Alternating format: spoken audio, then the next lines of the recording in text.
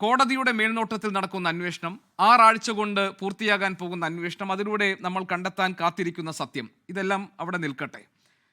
ഈ ഏതാനും ചില ആളുകളുടെ പേരുകളാണല്ലോ അഡ്വക്കേറ്റ് എം ആർ അഭിലാഷ് നമ്മുടെ മുന്നിലുള്ളത്. ഒരു ഉണ്ണികൃഷ്ണൻ പോറ്റി, പിന്നെ തിരുവിതാംകൂർ ദേവസ്വം ബോർഡിലെ ഉത്തരവാദിത്തപ്പെട്ട ഉദ്യോഗസ്ഥർ അന്നുണ്ടായിരുന്നവർ, പിന്നെ 2019 ബോർഡ്.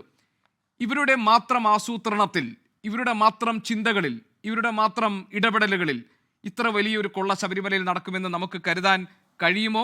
ഇതിന് പിന്നിലുള്ള മാസ്റ്റർ ബ്രെയിനിലേക്ക് അന്വേഷണം പോകാനും അതിന് നിയമപരമായി ആ കാര്യങ്ങൾ യഥാർത്ഥ കള്ളന്മാരെ കണ്ടെത്താനും ഒക്കെ പറ്റുന്ന തരത്തിലേക്ക് ഈ അന്വേഷണം വളരാനുള്ള സാധ്യതകളുണ്ടോ? ഇനി ഈ സംസ്ഥാനത്തിന് പുറത്തേക്ക് ഈ പാളികൾ കൊണ്ടുപോവുകയും അവിടെ വെച്ച് സ്വർണം ഉരുക്കുകയും പിന്നീട് പ്രദർശനം നടത്തി പിന്നെ പണം ഉണ്ടാക്കുകയും ഒക്കെ ചെയ്ത കാര്യങ്ങളിൽ എങ്ങനെ ഇതിലൂടെയൊക്കെ നടക്കുന്ന അന്വേഷണത്തിൽ എന്ത് ഫലമാണ് നമ്മൾ പ്രതീക്ഷിക്കേണ്ടത്? ഇതിൻ്റെ നിയമപരമായ വഴികൾ എന്തൊക്കെയായിരിക്കും? Advocate M R Abhilash. Shri Gopikrishnan, ഈ ബഹുമാനപ്പെട്ട ഹൈക്കോടതിയുടെ നിർദ്ദേശാനുസരണം തുടങ്ങിയ അന്വേഷണത്തിൽ രജിസ്റ്റർ ചെയ്യപ്പെട്ട FIR-ൽ നമ്മുടെ കണ്ണുകൾക്ക് മുൻപിൽ കാണാൻ കഴിയുന്ന, ആ സമയത്ത് ഉത്തരവാദിത്വം വഹിച്ചിരുന്ന വ്യക്തികളെല്ലാം തന്നെ കുറ്റാരോപിതരായി വളരെ ഗുരുതരമായിട്ടുള്ള ക്രിമിനൽ കേസ് ഫേസ് ചെയ്യുകയാണ്.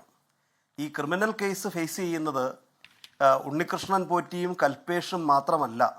2019 ആ സമയത്ത് ദേവസ്വം കമ്മീഷണറായിരുന്ന ശ്രീ N. വാസു, അപ്പം വളരെയധികം രാഷ്ട്രീയ ഉത്തരവാദിത്വത്തോടുകൂടി അദ്ദേഹം വിജിലൻസ് ട്രൈബ്യൂണലായിരുന്നു. വർഷങ്ങളോളം നിയമകാര്യങ്ങളെക്കുറിച്ചൊക്കെ വളരെ ബോധ്യമുള്ള കേരളത്തിൻ്റെ വിജിലൻസ് ട്രൈബ്യൂണൽ എന്ന് പറയുന്ന ഒരു പദവി ഇരുന്നിട്ടുള്ള ഒരു വ്യക്തിയാണ്. അപ്പം അദ്ദേഹം അതിനകത്ത് അക്യൂസ്ഡാണ്.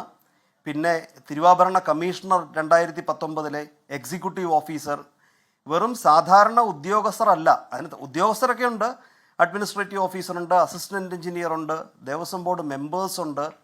ഇതിനകത്ത് ബോർഡ് മെമ്പേഴ്സും പിന്നെ ദേവസ്വം കമ്മീഷണർ ഉൾപ്പെടെയുള്ള ആൾക്കാർ, അവരൊക്കെ ദേവസ്വത്തിൻ്റെ വളരെ നിർണായകമായിട്ടുള്ള ഭരണ ചുമതല വഹിക്കുന്നവരാണ്. അപ്പം നമ്മളിപ്പോൾ ആരൊക്കെയാണ് ഇനി ഇതിൽ ആരുടെ പുറത്തൊക്കെയാണ് കുറ്റം തെളിയിക്കപ്പെടുന്നത് എന്ന് നോക്കി കാത്തിരിക്കുന്നതിന് മുൻപ് തന്നെ ഒരു വ്യക്തിയെ FIR-ൽ കുറ്റാരോപിതനായി പേരെടുത്ത് എഴുതണമെന്നുണ്ടെങ്കിൽ വ്യക്തമായിട്ടുള്ള തെളിവുകൾ അവരിലേക്ക് നയിക്കുന്നു എന്നുള്ളത് കൊണ്ടാണ്. അല്ലെങ്കിൽ ഇത്രയധികം രാഷ്ട്രീയ പ്രബലരായിട്ടുള്ള വ്യക്തികൾ ഈ FIR-ൽ പ്രതികളാകുമായിരുന്നില്ല.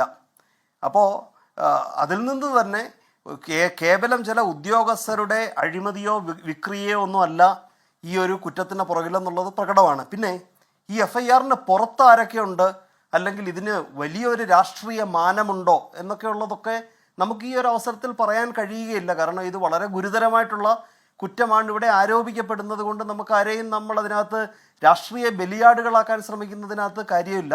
പക്ഷേ ഇവിടെ ദേവസ്വം ബോർഡിലെ ഈ രാഷ്ട്രീയ അധികാരികളുടെ വിശ്വാസ കേന്ദ്രമായിട്ടുള്ള അതിശക്തരായിട്ടുള്ള ഭരണ പരിചയം ഉണ്ടായിട്ടുള്ള വ്യക്തികളൊക്കെ തന്നെ ഇതിനകത്ത് പ്രതികളായിട്ടുണ്ട് എന്നുള്ളത് ഇത് കേവലം ഉദ്യോഗസ്ഥർ കാണിച്ച മിസ്ചീഫ് അല്ല എന്നുള്ളതിൻ്റെ ഏറ്റവും വലിയ ഒരു സൂചനയാണ്. ഇതിനകത്ത് തന്നെ ബഹുമാനപ്പെട്ട ഹൈക്കോടതിയുടെ ഉത്തരവിനകത്ത് വളരെ വ്യക്തമാണ്. ഇത് ഉദ്യോഗസ്ഥ തലത്തിൽ വെറും ഉദ്യോഗസ്ഥ തലത്തിൽ നടന്നിട്ടുള്ളതല്ല എന്നുള്ളത് വളരെ വ്യക്തമാണ്. ഇതിനകത്ത് അന്ന് ശ്രീ വാസുവിന് അന്ന് അയച്ച കത്ത്, ഉണ്ണികൃഷ്ണൻ പോറ്റി അയച്ച കത്ത് ബഹുമാനപ്പെട്ട ഹൈക്കോടതിയുടെ ഉത്തരവിൽ എഴുതിയിട്ടുണ്ട്. അതിനകത്ത് പറയുന്നത് എന്താ? Respected sir, I am Unnikrishnan Potti from ബാംഗ്ലൂരിൽ നിന്ന്. നമുക്ക് പ്രത്യേകിച്ച് പരിചയമൊന്നുമില്ല, ബാംഗ്ലൂരിലുള്ള ആളാണ്. അപ്പോൾ I have some gold balance. ഈ ബാലൻസ് എന്നെങ്ങനെയാണ് വരുന്നത്? ഈ പ്രയോഗം, ഈ മിച്ചം എങ്ങനെയാണ് വരുന്നത്? മിച്ചം വരണമെന്നുണ്ടെങ്കിൽ ആരോടോ എനിക്ക് ഉത്തരം പറയേണ്ടതായിട്ടുണ്ടാകുമ്പോഴാണല്ലോ മിച്ചം വരുന്നത്. എൻ്റെ സ്വർണത്തിൻ്റെ പുറത്ത് എനിക്ക് മറ്റൊരാളോട് മിച്ചം പറയേണ്ട കാര്യമില്ലല്ലോ.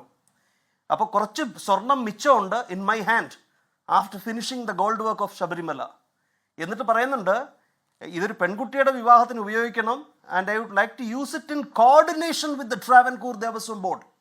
തിരുവിതാംകൂർ ദേവസ്വം ബോർഡുമായിട്ട് കോർഡിനേഷനിൽ അത് ഉപയോഗിക്കുവാനുള്ള അനുമതിയോ അഭിപ്രായവും തേടിയിട്ടാണ് ഈ കത്ത് വന്നിരിക്കുന്നത്. ഇത് നമ്മൾ ഒരു കത്തിൻ്റെ പുറത്ത് നമുക്കൊരു വെറും ചർച്ച നടത്തിയല്ല. ഇവിടെ ഹൈക്കോടതിയുടെ ബോധ്യം, അതിന് ഫോളോ ചെയ്യുന്ന 21-ാം പാരഗ്രാഫിൽ ബഹുമാനപ്പെട്ട ഹൈക്കോടതിയുടെ ബോധ്യം എഴുതിയിട്ടുണ്ട്. അതെന്താ ബോധ്യം? This revelation is deeply disturbing. വളരെയധികം മനോവിഷമം ഉണ്ടാക്കുന്ന ഡിസ്ക്ലോഷറാണിത് എന്ന് മാത്രമല്ല, it exposes the extent of impropriety involve. ഏത് ഗുരുതരമായ തലത്തിലാണ് ഇതിനകത്ത് ക്രമക്കേടുകൾ നടന്നത് എന്നുള്ളത് വെളിവാക്കുന്നതാണ് ഇതെന്നുള്ളതാണ് ബഹുമാനപ്പെട്ട ഹൈക്കോടതിയുടെ നിരീക്ഷണം. എന്നിട്ട് ബഹുമാനപ്പെട്ട ഹൈക്കോടതി പറയുന്നത് എന്താ? ഇറ്റ് അൺമിസ്റ്റേക്കബിളി ഡിമോൺസ്ട്രേറ്റ്സ്, ഇത് തെളിയിക്കുന്നു, ഒരാശങ്കയ്ക്കും ഇടയില്ലാത്ത രീതിയിൽ, ഒരു തെറ്റിനും വകയില്ലാത്ത രീതിയിൽ ഇത് പ്രകടിപ്പിക്കുന്നു. എന്താണ്? ദേവസ്വം അധികാരികൾ acted in concert with Unnikrishnan Potti.